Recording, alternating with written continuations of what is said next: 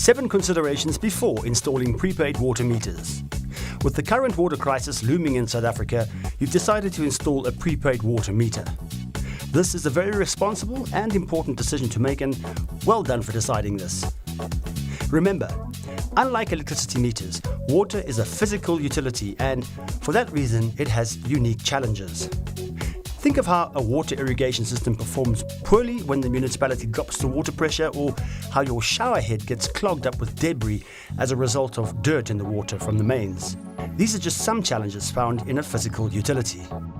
These and many other reasons can have an effect on the functionality, affordability, as well as the maintenance when installing a prepaid water meter, and the following video will assist you in realizing 7 main considerations, enabling an educated decision before buying and installing prepaid water meters.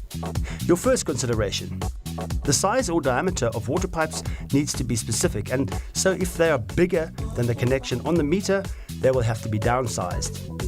This is a financial consideration if it is cost effective to change the piping.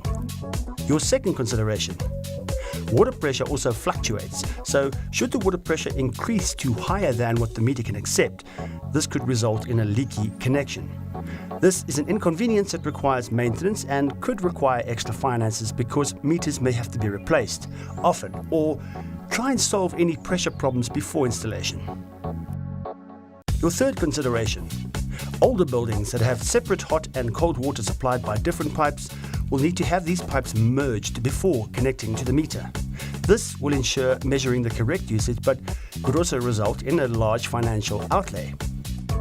Your fourth consideration: where there are many dwellings feeding off one main water supply and the piping installation is in series, the piping will have to be modified to install prepaid meters to each dwelling. This again is another financial outlay that needs to be considered.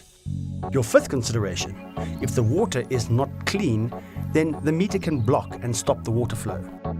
To fix this, a filter to catch the debris in the main water supply will need to be installed before the water meter, and it will have to be cleaned regularly so that the correct water pressure flows through the meter, ensuring a constant flow of water and avoiding any blockages. This is a maintenance consideration that must be understood. Your sixth consideration: some water meters can detect if there's a water leak. This appears on the display and it'll automatically shut off the water supply for a period of time until the leak is repaired. If the leak cannot be repaired in as short a time as possible, disable this function in order for the water to flow through it. This is a maintenance and inconvenience consideration. It's therefore recommended that all leaks should be fixed before installation for purposes of cost reduction, conservation, as well as ensuring the meter doesn't stop the flow every so often. Your seventh consideration: in some buildings, the water meter needs to be installed in a service shaft next to the flat or building. Some of these are very small and the water meter cannot be fitted, and therefore the assembly needs to be modified. This is both a financial and feasibility consideration as well. So there you have it, 7 things to consider before making any decisions.